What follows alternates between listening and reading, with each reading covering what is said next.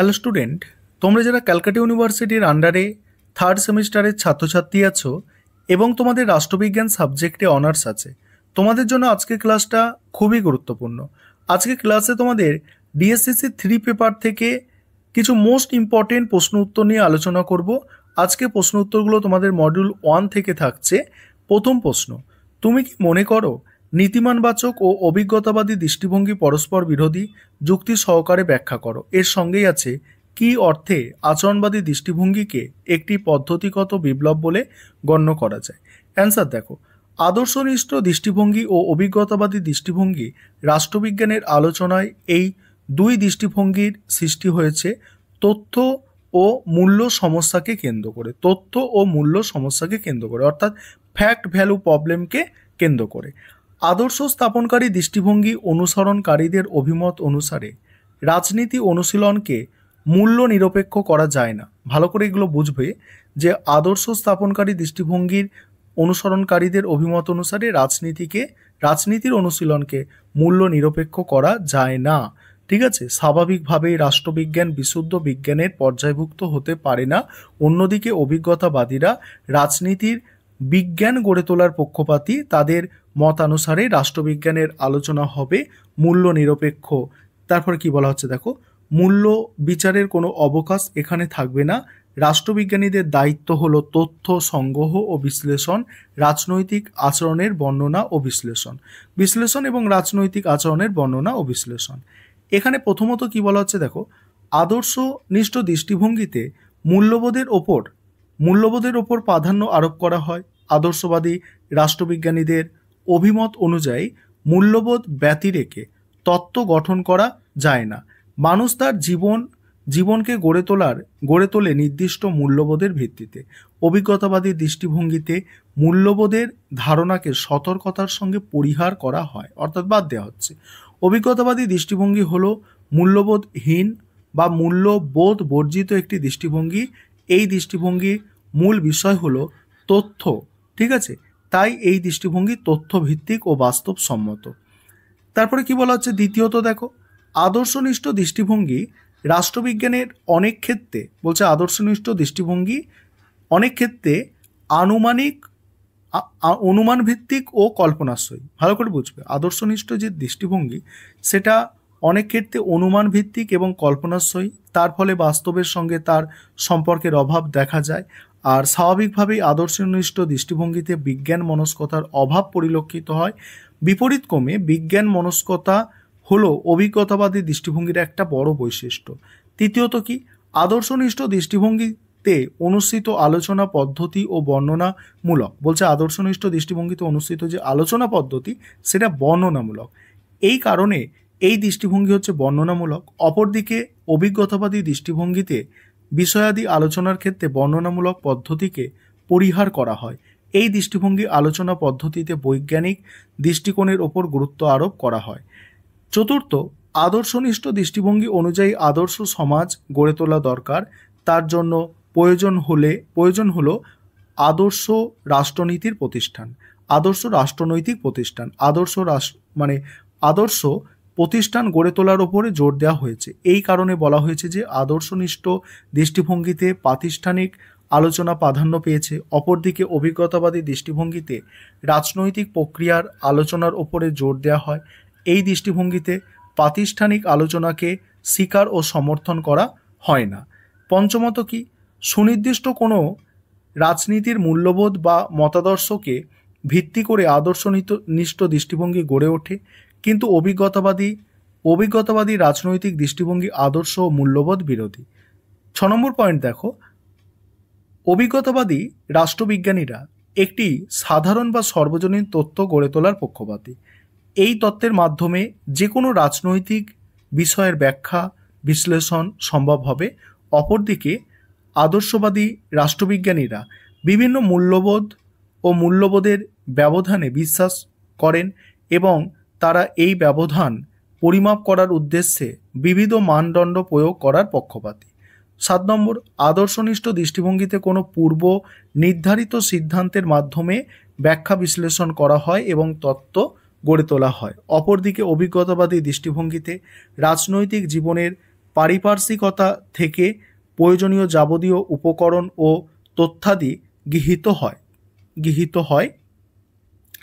অষ্টমত অর্থাৎ 8 নম্বর পয়েন্ট, আদর্শবাদীদের অভিমত অনুযায়ী মানব সমাজে বিবিধ আদর্শ ও মূল্যবোধ বর্তমান।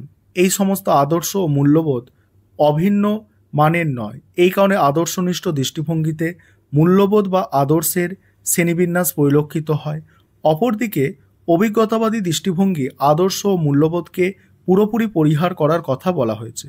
উপসংহারে কি বলা হচ্ছে দেখো, আদর্শনিষ্ঠ দৃষ্টিভঙ্গি ও অভিজ্ঞতাবাদী দৃষ্টিভঙ্গি রাষ্ট্রবিজ্ঞানের এই দুই দৃষ্টিভঙ্গির মধ্যে মৌলিক পার্থক্যর বিষয়টি অনস্বীকার্য।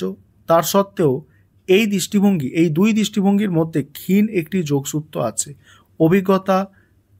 অভিজ্ঞতাও একেবারে মূল্যবোধ বর্জিত হতে পারে না। কোনো ব্যক্তি সম্পূর্ণরূপে মূল্যবোধ নিরপেক্ষ হতে পারে না।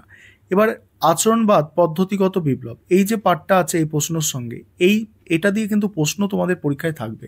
10 নম্বর হলেও এই পার্টটা 10 নম্বরেরও আসতে পারে, তাই এই পার্টটা ভালো করে দেখবে যে আচরণবাদকে কি একটা পদ্ধতিগত বিপ্লব বলা যায় বা আচরণবাদ কি একটা বিপ্লব, সেটা দেখো।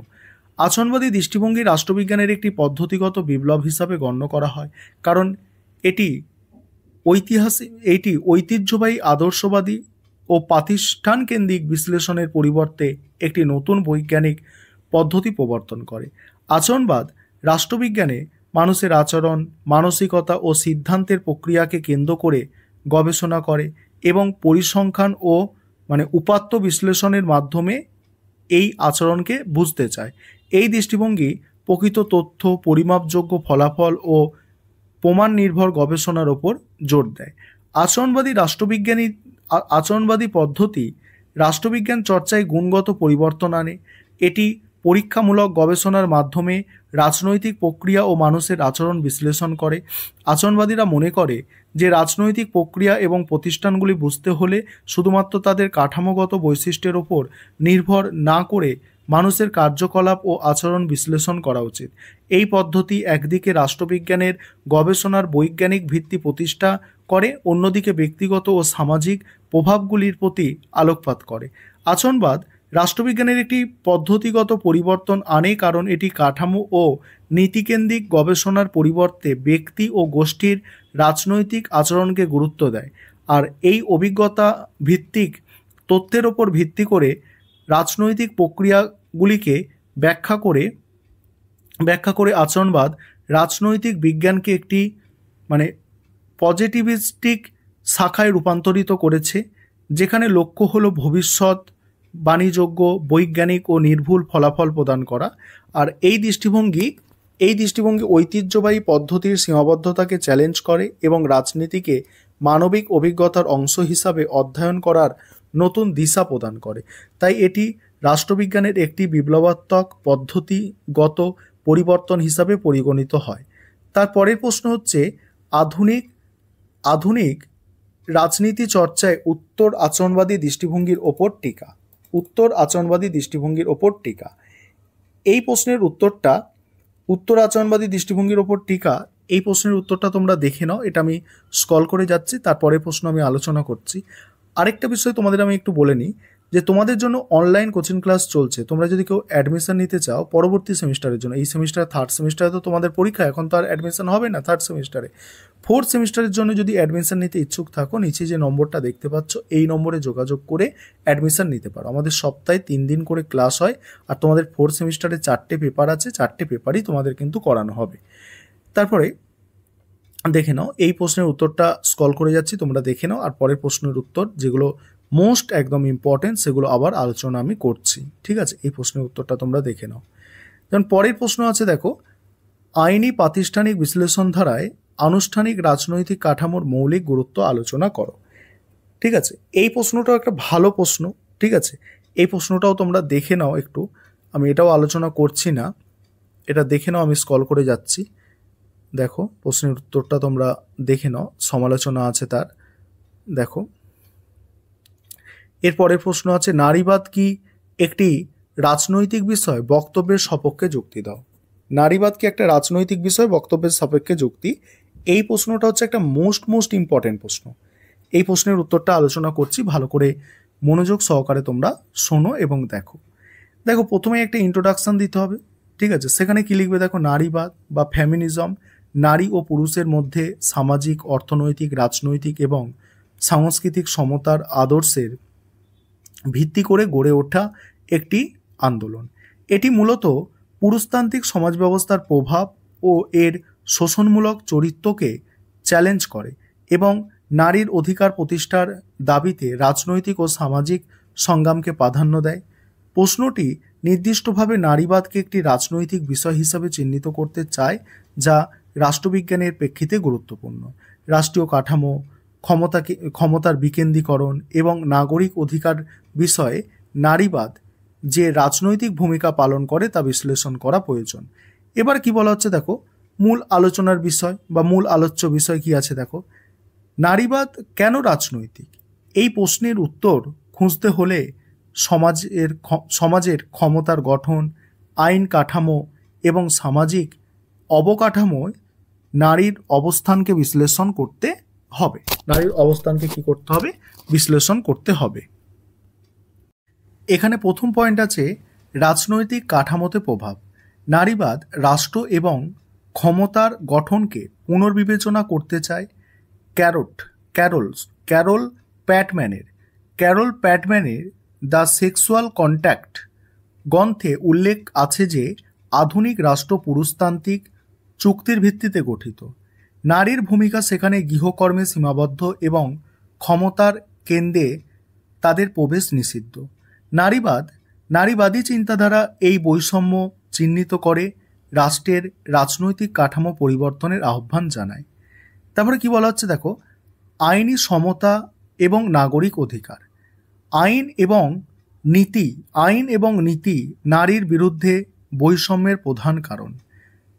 সিমোর দা বোভেয়ারের দ্য সেকেন্ড সেক্স গ্রন্থে বলা হয়েছে নারীদের অপর হিসাবে গণ্য করা হয়।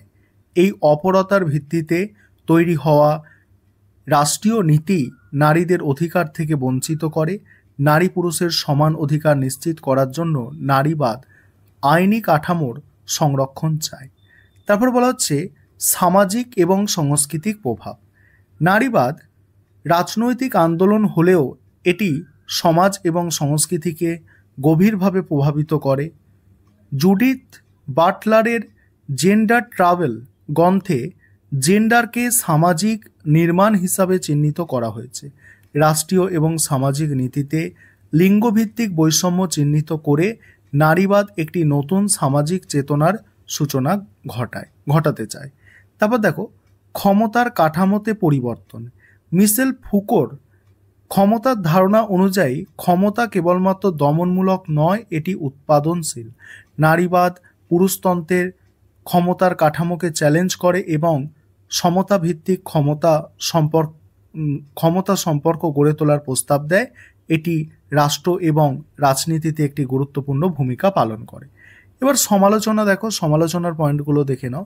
সমালোচনার দুটো পয়েন্ট এখানে তোমরা দেখবে যে লিঙ্গ নিরপেক্ষ সমাধানের অভাব আর পশ্চিমা নারীবাদের আধিপত্য। তারপর মূল্যায়ন দিয়ে উত্তরটা শেষ করবে। পরের প্রশ্ন যেটা আছে, রাষ্ট্রবিজ্ঞানের আলোচনায় বা রাষ্ট্রবিজ্ঞানে আচরণবাদী বিশ্লেষণ ধারার গুরুত্ব এবং সীমাবদ্ধতা। এটা একটা মোস্ট ইম্পর্টেন্ট প্রশ্ন।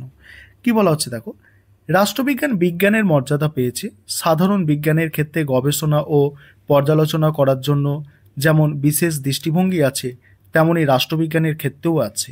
তবে রাষ্ট্রবিজ্ঞান হলো সমাজবিজ্ঞানের একটি শাখা। সমাজ গতিশীল, তাই সমাজের পরিবর্তনের সঙ্গে সঙ্গে রাষ্ট্রবিজ্ঞানের আলোচনার দৃষ্টিভঙ্গির পরিবর্তন ঘটে।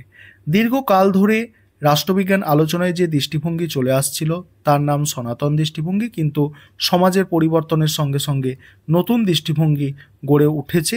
বর্তমানে বিভিন্ন ধরনের আধুনিক দৃষ্টিভঙ্গি এসেছে, তাদের মধ্যে আচরণবাদী দৃষ্টিভঙ্গি বিশেষভাবে উল্লেখযোগ্য।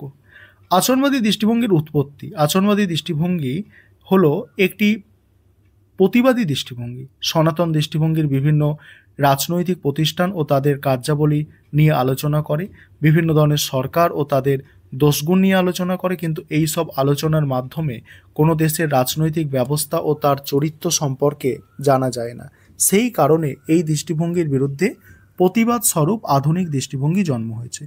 রবার্ট ডাল এর ভাষায় historically speaking the behavioural approach was protest movement. তবে বেশি দিন আগে এর জন্ম হয়নি, 20 শতকের প্রথম দশকে মার্কিন যুক্তরাষ্ট্রে এই দৃষ্টিভঙ্গির উৎপত্তি হয়েছে। আচরণবাদের সমর্থকদের মধ্যে গ্রাহাম ওয়ালাস ও আর্থার বেন্টলির নাম বিশেষভাবে উল্লেখযোগ্য। গ্রাহাম ওয়ালাস তার হিউম্যান নেচার ইন পলিটিক্স এবং বেন্টলি তার প্রসেস অব গভর্নমেন্ট গ্রন্থে আচরণবাদের আলোচনার সত্যবাদ ঘটিয়ে নতুন যুগের সূচনা করেছে। এছাড়া রবার্ট ডাল, ডেভিড ইস্টনের নাম উল্লেখযোগ্য। এবার আচরণবাদের মূল বক্তব্য কি বলা হচ্ছে দেখো। প্রথমত, আচরণবাদীদের মূল বক্তব্য হলো রাজনৈতিক প্রতিষ্ঠান আলোচনার মাধ্যমে সমাজ ব্যবস্থার আসল রূপ জানা সম্ভব নয়।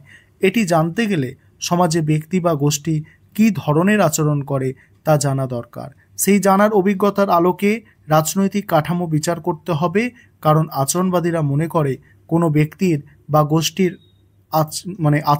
আচরণ সমাজের কাঠামো থেকে গড়ে ওঠে। সুতরাং ব্যক্তিগত বা গোষ্ঠীগত আচরণ বিশ্লেষণ করলে সমাজের চরিত্র জানা যাবে। তারপর দ্বিতীয়ত পয়েন্ট দেখবে, 3 নম্বর পয়েন্ট আছে, দেখে নাও। এবার আছে আচরণবাদের বৈশিষ্ট্য। যেমন 1 নম্বর বৈশিষ্ট্য, আচরণবাদ তত্ত্বকেন্দ্রিক। এই বলছে এটি তত্ত্বকে ভিত্তি করে বাস্তবে গবেষণার পক্ষপাতী। তারপর গবেষণা থেকে নতুন তত্ত্বের আবির্ভাব হবে বলে তারা বিশ্বাস করে। সুতরাং আচরণবাদ মনে করে তত্ত্ব ও গবেষণা পরস্পর ওপর নির্ভরশীল। বাকি পয়েন্টগুলো তোমরা দেখে নাও। বাকি পয়েন্টগুলো দেখো।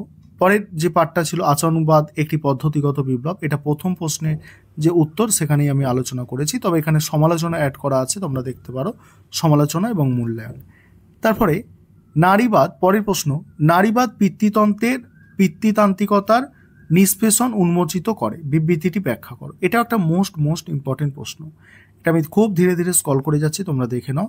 আর তোমাদের আবারও বলছি, যারা পরের সেমিস্টার থেকে অ্যাডমিশন নিতে ইচ্ছুক আছো তোমরা যত তাড়াতাড়ি পারো যোগাযোগ করবে, কারণ অলরেডি অনেকজন অ্যাডমিশন নিয়েছে। তোমরা যারা 4th সেমিস্টারে অ্যাডমিশন নিতে চাইছো যোগাযোগ করবে, কারণ 4টে পেপার তোমাদের 4th সেমিস্টারে আছে। তারপর রাষ্ট্রবিজ্ঞান চর্চায় আচরণবাদী দৃষ্টিভঙ্গির বৈশিষ্ট্যগুলি পর্যালোচনা করো। কী অর্থে একে একটা পদ্ধতিগত বিপ্লব বলে গণ্য করা যায়, এটাও ভালো করে দেখতে হবে। মোস্ট ইম্পর্টেন্ট প্রশ্নগুলো এখানে বাছাই করে রাখা হয়েছে। মডিউল 1 থেকে এগুলো হচ্ছে মোস্ট ইম্পর্টেন্ট প্রশ্ন, সব দেখে নাও। মোস্ট ইম্পর্টেন্ট প্রশ্ন এগুলো, স্ক্রল করে যাচ্ছি, তোমরা দেখে নাও, কারণ এতগুলো প্রশ্নের উত্তর একটা ক্লাসের মধ্যে পুঙ্খানুপুঙ্খভাবে আলোচনা করা সম্ভব নয়। উদারনীতিবাদের বিবর্তন, এই প্রশ্নটা একটা মোস্ট ইম্পর্টেন্ট প্রশ্ন। দেখো, যেমন উদারনীতিবাদ উৎপত্তির 17 এবং 18 শতাব্দীর ইউরোপের প্রাচীন শাসন ব্যবস্থার বিরুদ্ধে ব্যক্তি স্বাধীনতা ও সমতার ধারণা প্রচারের মাধ্যমে। এই প্রশ্নের উত্তরটা দেখো, খুব সহজ ভাষায় তোমাদের জন্য লেখা হয়েছে। উদারনীতিবাদের বিবর্তন আছে, প্রাথমিক উদারনীতিবাদ, সংশোধনমূলক উদারনীতিবাদ, নয়া উদারনীতিবাদ, তারপর উপসংহার দিয়ে শেষ করা হয়েছে। তারপরে রাষ্ট্রবিজ্ঞানের আলোচনায় নীতিমানবাচক দৃষ্টিভঙ্গি আলোচনা করো। দেখো, এই প্রশ্নের উত্তরটা তোমরা দেখে নাও। নীতিমানবাচক দৃষ্টিভঙ্গির মূল বক্তব্য আছে, তারপর নীতিমানবাচক দৃষ্টিভঙ্গির বৈশিষ্ট্য আছে, দেখে নাও। এবারে পরের ক্লাসে আমি মডিউল 2টা আলোচনা করব।